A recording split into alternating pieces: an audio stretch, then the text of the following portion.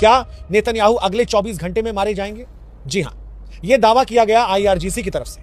संदेश बिल्कुल साफ, खामनेई के साथ जो हुआ उसका जवाब मिलेगा और उससे भी बड़ा मिलेगा।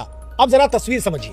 ईरान की मिसाइल रेंज में इजराइल का कोना कोना आता है। ड्रोन है, बैलिस्टिक मिसाइलें हैं, लंबी दूरी की मारक क्षमता है और सबसे बड़ी चीज इरादा। और फिर क्या हुआ? खबर आई नेतन्याहू इजराइल छोड़ चुके हैं।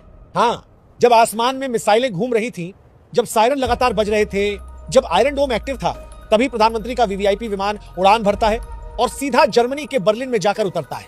मतलब जंग अपने देश में और कमान विदेश से। बताया जा रहा है कि वहीं से वो पूरे हालात की मॉनिटरिंग कर रहे हैं। कहां हमला हुआ, कहां जवाबी स्ट्राइक हुई, कहां अमेरिकी बेस पर वार हुआ। अब अमेरिका की तरफ बढ़ते हैं। कहते हैं व्हाइट हाउस सुरक्षित है।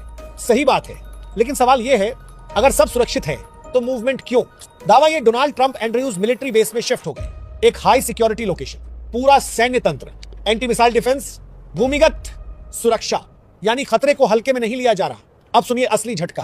कतर, मिडिल ईस्ट में अमेरिका का सबसे बड़ा और अहम सैन्य अड्डा, वहीं लगा था $1 बिलियन का अर्ली वार्निंग रडार सिस्टम।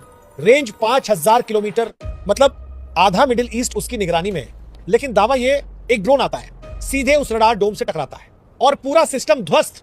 अगर ये सच है तो ये सिर्फ एक मशीन का गिरना नहीं, ये रणनीतिक अंधेरा है, क्योंकि वही सिस्टम सबसे पहले खतरे का अलर्ट देता था। अब तस्वीर देखिए इजराइल की। यरूशलम, तेल अवीव, रमात गन, सफद, नेकवा, हर तरफ धुआं, हर तरफ आग, हर तरफ मलबा। आयरन डोम एक्टिव था, सायरन बजे, मिसाइलें रोकी गई, लेकिन कुछ मिसाइलें अपनी मंजिल तक पहुंची। वीडियो सामने आए, इमारतें गिरती हुई, सड़कें टूटी हुई, लोग भागते हुए। सिर्फ 48 घंटे, इतने रॉकेट, इतने ड्रोन, इतनी बमबारी कि अरबों डॉलर का नुकसान बताया जा रहा है।